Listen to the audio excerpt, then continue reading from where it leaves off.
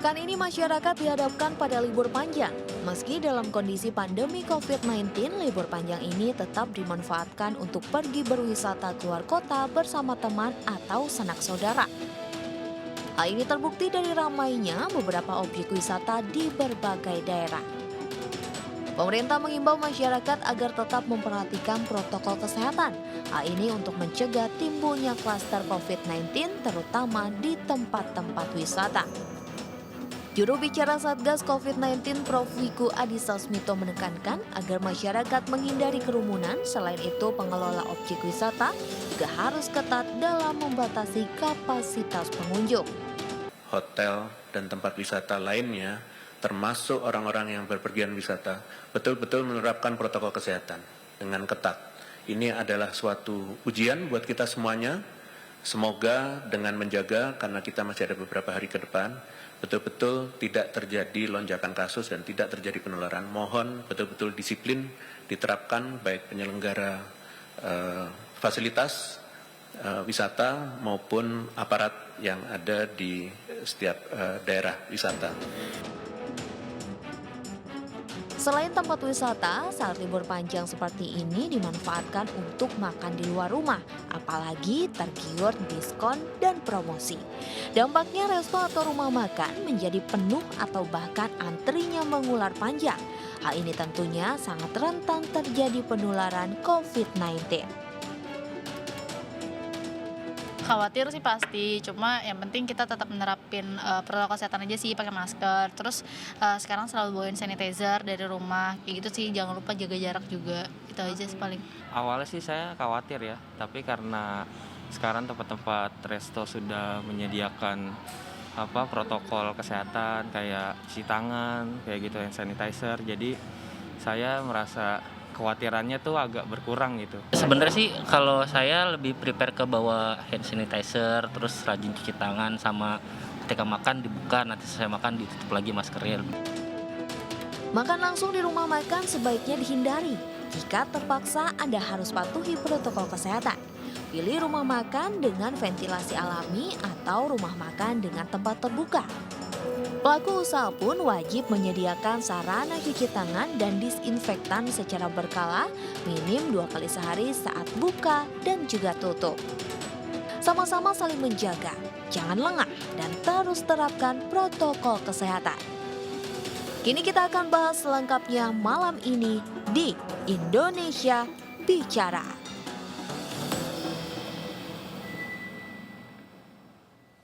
Ya, pandemi COVID-19 belum juga berakhir, namun keinginan masyarakat untuk pergi ke lokasi wisata pun tak bisa dibendung.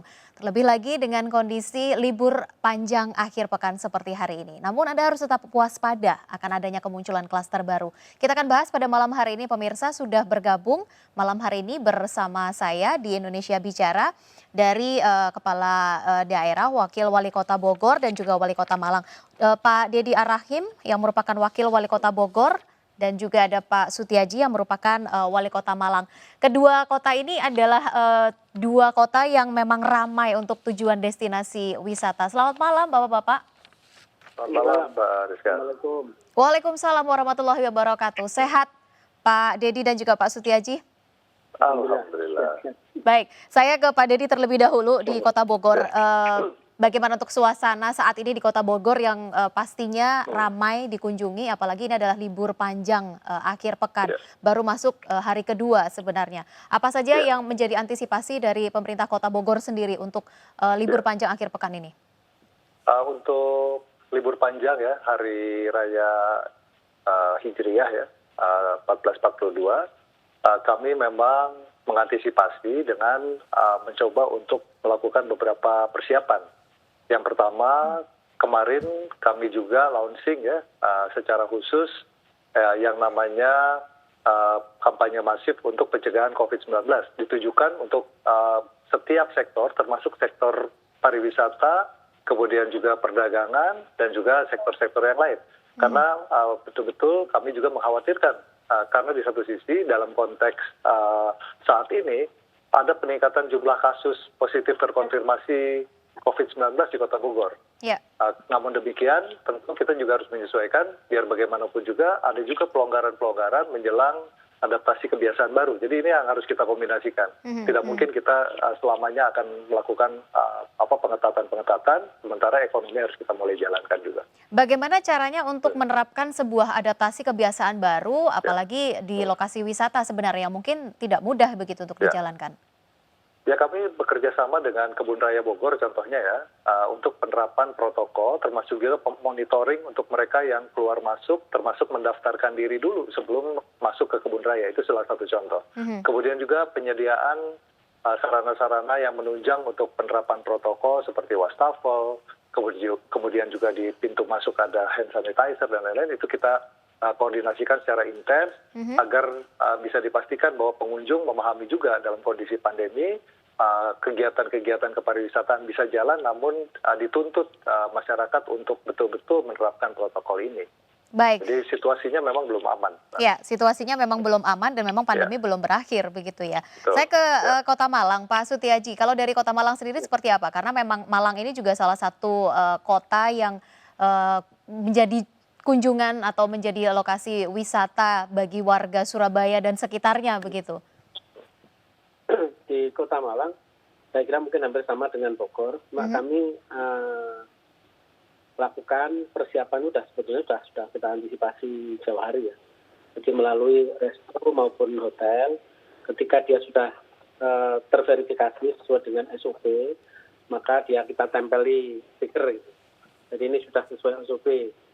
Nah, persiapan itu kita lakukan hampir 2 bulan. Ya. Jadi kita panggil semua pada waktu kemarin belum adaptasi dengan kenormalan baru itu, ya. Teman-teman melalui PHRI, melalui perhimpunan dari resto kita undang semua, yang sehingga saya sampaikan kalau jenengan taat ya insya Allah nanti akan membawa signifikasi dengan pertumbuhan ekonomi dan usaha jenengan. Jadi, yang nanti akan kami punishment bukan konsumennya tapi adalah tempat-tempat hotel maupun restonya.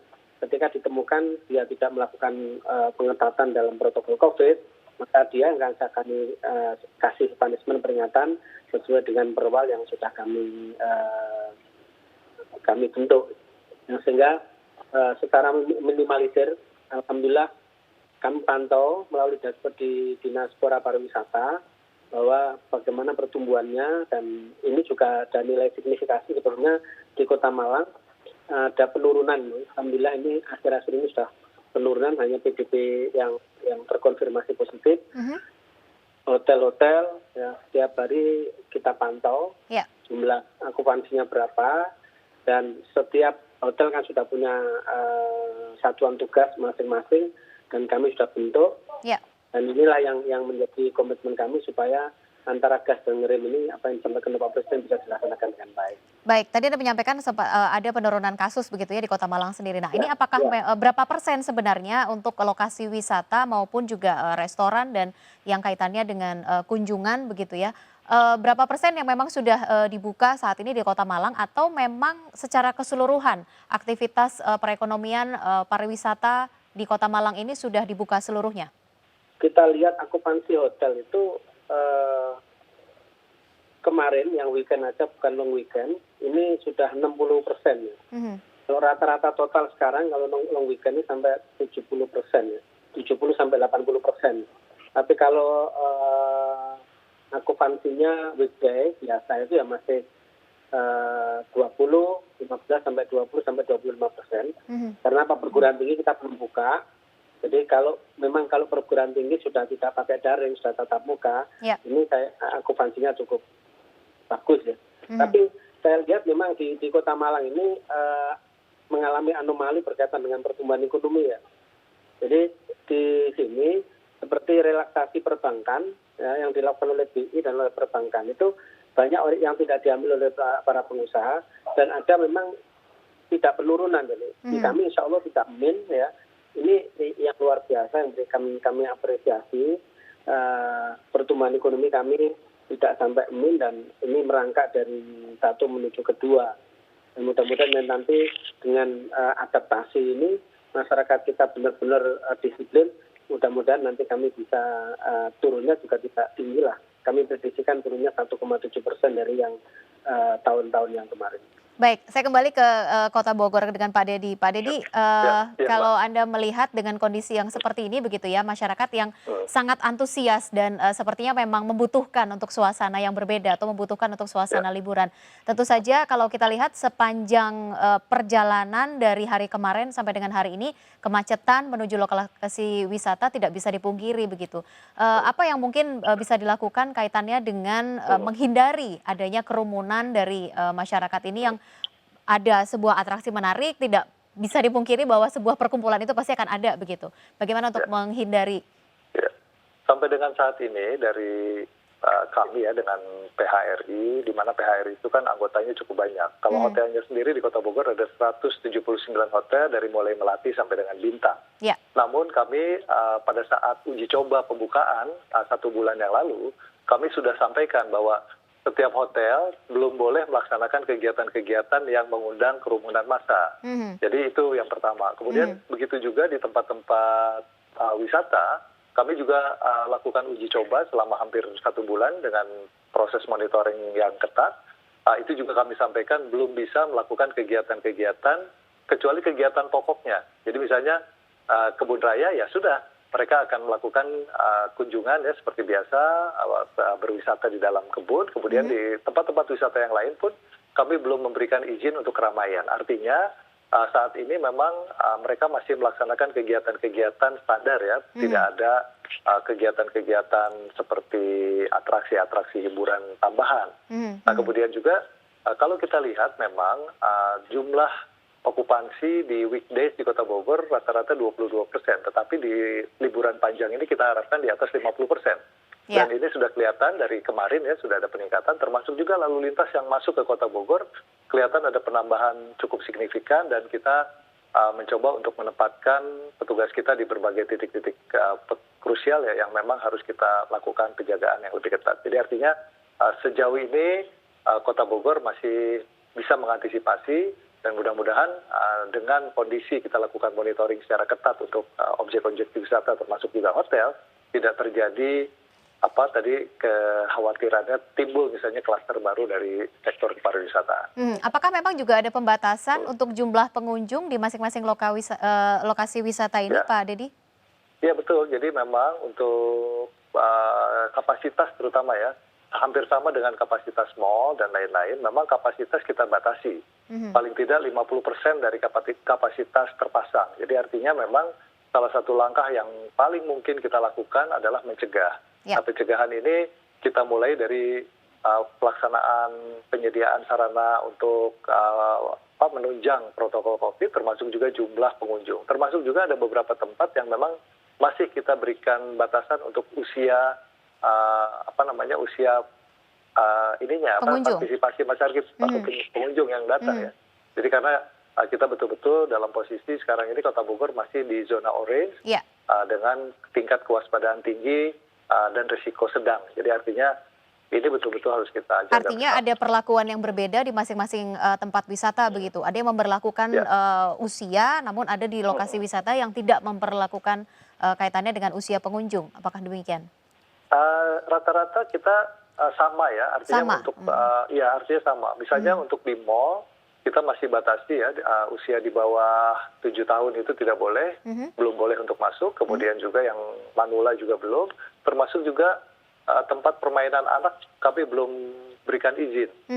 Nah lambat laun mungkin nanti kita akan coba berikan relaksasi untuk memulai ya, karena memang nanti biasanya keluarga itu masuk ke mall ingin melaksanakan kegiatan makan gitu kan bersama-sama keluarga, kita akan berikan kelonggaran untuk usia. Artinya selama kemudian sudah ada tim di masing-masing objek itu menempatkan petugas, kemudian juga bekerja sama dengan gugus tugas atau Satgas Covid, itu akan kita berikan kelonggaran-kelonggaran. Baik, sebelum kita masuk ke dalam restoran begitu ya, saya kembali lagi ke Kota Malang terlebih dahulu Pak Setiaji. Apakah juga di Kota Malang ini menerapkan hal yang sama begitu? Untuk lokasi wisata ini adakah perbedaan peraturan yang mungkin diterapkan kaitannya dengan usia, kemudian juga jumlah kapasitas dari masing-masing lokasi wisata, apakah memang dibatasi atau seperti apa? karena Bogor dengan Malang hampir sama ya, masuk urin ya. Ya. Jadi perlakuannya sama, kan kita itu implementasinya sesungguhnya kan berkaitan dengan masalah regulasi karantina kesehatan. Kita masih dalam tahapan itu, saya kira sama. Penerjemahnya tinggal memang fleksibilitasnya harus di daerah masing-masing. Cuma Kota Malang ini kan kota yang sesungguhnya pariwisatanya tidak berada di Kota Malang. Ya. Jadi di Kota Batu, di Kabupaten Malang. Kalau pantai di Kabupaten Malang, kalau wisata buatan berada di Kota Batu, akan tapi hotel-hotel dan resto banyak di Kota Malang. Jadi kami selalu koordinasi dengan Pak Bupati, dengan Ibu Wali Kota Batu, bagaimana supaya ada pembatasan itu yang sehingga apapun yang terjadi di Kota Malang, di Kota Batu dan Kabupaten Malang itu juga akan terjadi di Kota Batu. Jadi kami ini dapat berkah dari dua wilayah yang memang secara alamiah kabupaten punya, tapi wisata-wisata buatan banyak yang saat ini dikunjungi yang banyak itu di Kota Batu. Jadi kami itu sebenarnya kota kuliner dan kota mahasiswa. Sehingga tiga daerah ini saling mengisi dan kami concern benar berkaitan yang kami ketati adalah di hotel dan restonya. Jadi protokolnya harus benar-benar ditaati. Ya, kami di Perwali sudah ada sanksi-sanksi ya. Manakala kamu melanggar maka ada teguran 1-2 dan bahkan ini sudah ada 1 yang kami tutup sebenarnya. Karena dia sudah melanggar 1, kita peringatan, 2 tetap, dan ketiga sudah kami tutup, izinnya kami cabut. Artinya apakah memang setelah diberikan sanksi pertama kemudian dilakukan penindakan atau memang secara langsung begitu sudah akan dilangsungkan penindakan dengan ditutup? Ya, penindakannya ketiga. Pertama, dia tidak melakukan physical distancing, sudah dia membuat berita acara, oke. Terus kalau ternyata 1 minggu berikutnya dia tetap melakukan itu, kita peringatan lagi, kita panggil, dan yang ketiga tetap maka kita cabut izin usahanya.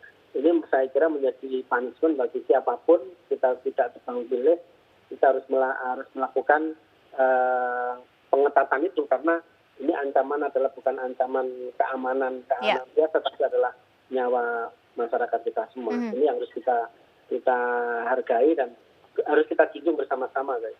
Jadi,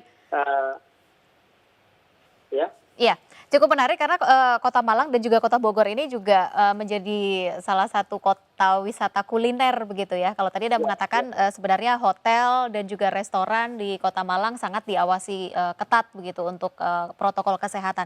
Bagaimana dengan restoran sendiri? Karena di Kota Malang selain sebagai kota kuliner juga tempat berwisata atau bersekolah begitu ya bagi mahasiswa, tentu tidak dipungkiri adanya kumpul-kumpul maupun juga kelompok-kelompok mahasiswa, masyarakat dan juga keluarga begitu yang pergi ke restoran, bahkan muncul klaster baru, klaster restoran. Antisipasinya seperti apa Pak Sutiaji?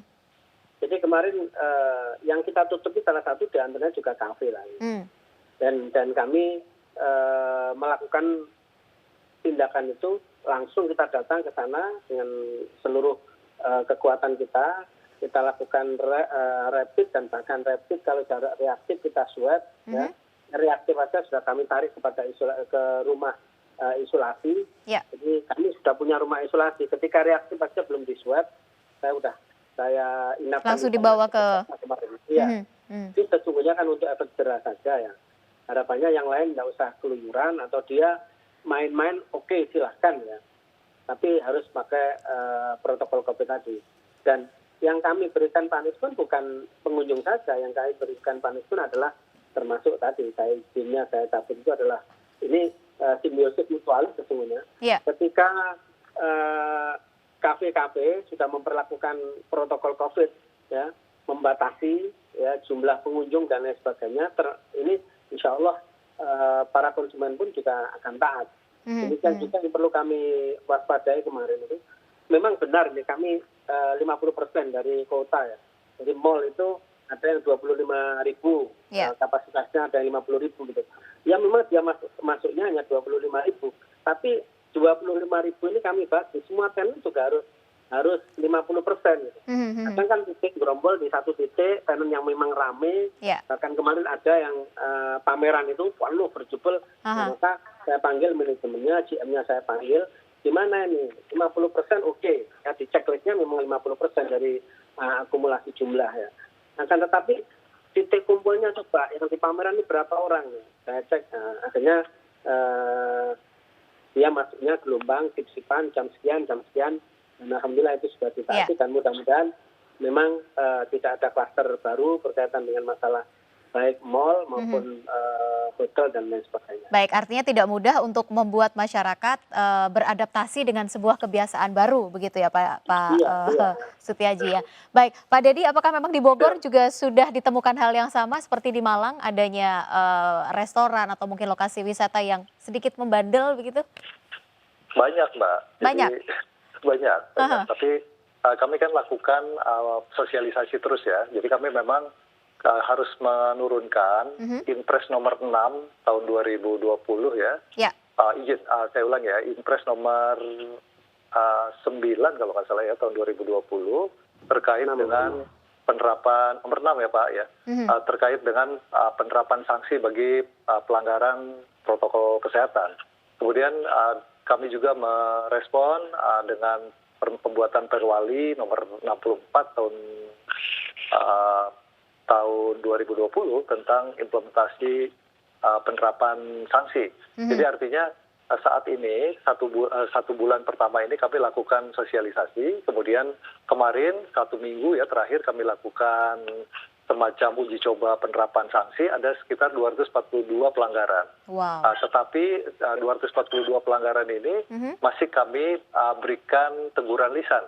Nah, yang berikutnya kami akan coba mulai lagi nanti akan misalnya penahanan identitas, kemudian juga pembatasan-pembatasan, atau bahkan nanti penerapan denda akan kita lakukan paling tidak di awal September, supaya masyarakat nomor satu mereka memahami dulu bahwa apabila mereka melanggar sanksi atau melanggar protokol kesehatan, tentu ada sanksinya. Nah, itu yang kami sedang coba sosialisasikan secara lebih masif. Dalam beberapa artinya ada efek jera juga bagi masyarakat begitu ya apabila melanggar. Baik, Pak Dedi, terakhir sebelum kita tutup segmen ini begitu ya, libur panjang masih ada 2 hari lagi, masih ada hari Sabtu dan juga hari Minggu. Apa yang mungkin bisa Anda sampaikan bagi warga di sekitar Kota Bogor, Jakarta dan sekitarnya yang mungkin berencana akan berwisata ke Kota Bogor? Selain mengenakan masker dan juga cuci tangan, apalagi yang harus diperhatikan sebenarnya? Yang pasti memang jalan masuk ke Bogor ini ada 2 yang utama. Pertama, banyak sekali wisatawan yang menggunakan kereta api atau KRL. Yang kedua adalah dari Jagorawi ya, dari jalan tol Jagorawi. Nah, kedua tentu kalau melalui kereta api sudah ada pembatasan di jumlah kapasitas gerbong. Kemudian di fasilitas di sekitar stasiun juga sudah lebih memadai. Tetapi untuk mereka yang memakai kendaraan pribadi, tentu ini yang agak sulit kita kontrol. Akan tetapi kami memang menghimbau, artinya meskipun mereka menggunakan kendaraan pribadi, paling tidak pemakaian masker di dalam kendaraan tetap harus dijalankan. Karena kita belum tahu ya apakah meskipun dalam satu keluarga, apakah dia orang tanpa gejala kemudian terkonfirmasi positif atau tidak, kan ini juga harus jadi perhatian. Artinya siapapun dia, kita harus tetap menerapkan protokol COVID supaya tadi menghindari atau menurunkan tingkat potensi penularan COVID-19 dimanapun, artinya bukan hanya di Kota Bogor. Nah, apalagi masuk ke Kota Bogor, kami punya aturan masih PSBB pra AKB ya, agar dipatuhi, diindahkan, semua orang harus memakai masker, masuk ke dalam satu area itu harus cuci tangan, kemudian menjaga jarak dan menghindari kerumunan. Itu menjadi mandatori dan harus diikuti oleh semua siapapun mereka yang masuk ke wilayah administrasi dan hukum Kota Bogor. Baik, pertanyaan yang sama juga saya ajukan kepada Pak Sutiaji, Wali Kota Malang. Apa yang mungkin bisa Anda sampaikan kepada warga di sekitar Kota Malang yang mungkin akan berkunjung ke Kota Malang begitu ya, sebagai pertanyaan terakhir saya pada segmen ini.